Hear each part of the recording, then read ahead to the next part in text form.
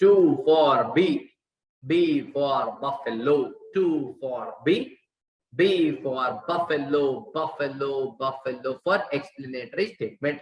Sir, what is explanatory statement? I told you, whatever we write in the notice, whatever we write in the notice, the agenda, every particular agenda or every particular item of agenda must be supported with an explanatory statement. Because when the shareholders are reading that the company proposes to appoint Mr. X as the director of the company, now who is this Mr. X?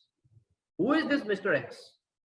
Company proposes to appoint ABC and company as the auditors of the company. But who is this ABC and company?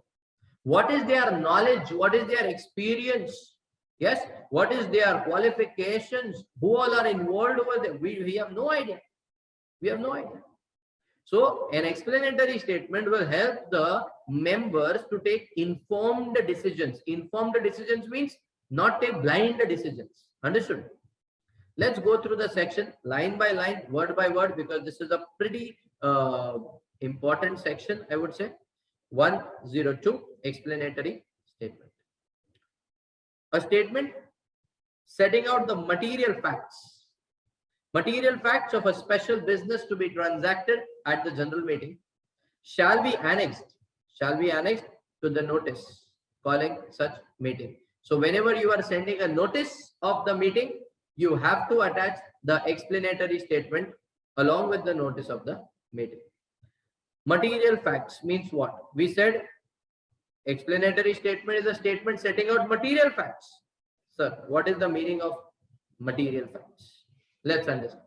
When we talk about the concept of material facts, we need to understand the nature of the concern or interest, the financial or otherwise, whatever is the nature, whatever is my interest, whether it is financial in nature or not financial, but personal interest is there.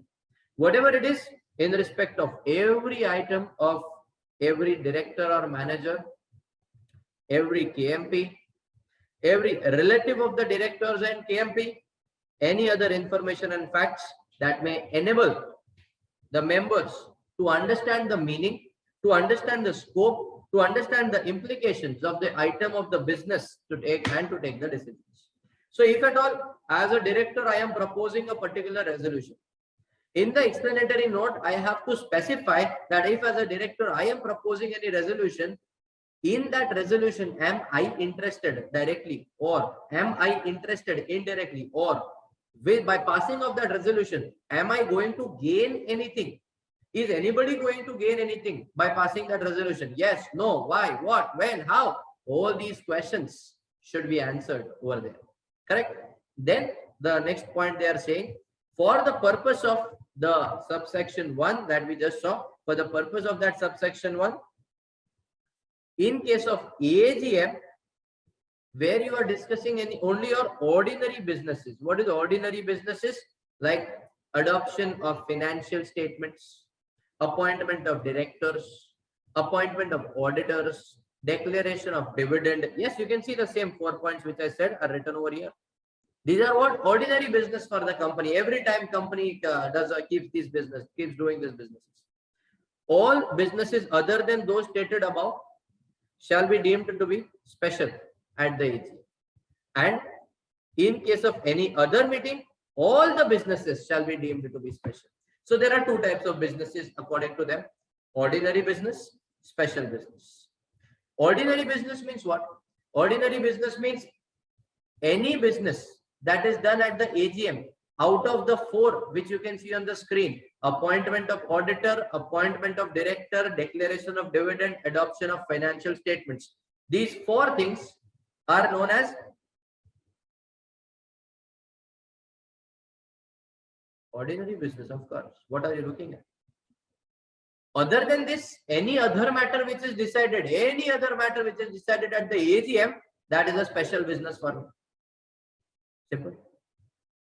Sir, what about EGM? EGM, the meeting itself is extraordinary general meeting. How can you have any ordinary business at EGM? Any matter you do at EGM, whether it is even appointment of auditor or director, we don't care. Any matter which is done at EGM, all of it will be known as special business only. Is that clear? Yes. So why are we doing this point, sir? For the purpose of subsection 1, they are saying, if you see under the subsection 1, the important point which we saw, special businesses to be transacted, especially for these type of businesses, we need explanatory statements. Of course, for your ordinary businesses also, explanatory statements will be there. The basic financial statements, summarized copies or details of the directors or auditors, everything will be there. But for special businesses, compulsory, it has to be accompanied with the notice itself. Then it says, where any item of the business refers to any document which is to be considered at the meeting, yes, the time, place where such document will be inspected shall be made available in the state. So if at all we are talking about KMP, how much shares my KMP is holding, key managerial person is holding, or how much remuneration my director is getting. Now, if you are saying that we are planning to give so much of remuneration to the director who is already getting X amount of remuneration, or we are planning to give so many shares to the director or KMP who are already holding so much number of shares, where is it written that they are already holding so much amount of shares? Where is it written that they are already getting so much of remuneration? There are certain documents in the company which specify these things, yes or no? These particular documents which are there in the company which specify these things should be made available to the public, to the members, to the members of the company. And when will it be available, where it will be available, at what time members can come for inspection, all these things should be written in the explanatory statement explicitly. If any promoter, director, KMP of the company, anybody does not disclose any of their interest, or makes an insufficient disclosure, hiding something kept secret, yes or no, and which results into their own personal benefits or the benefits of their relatives, boss.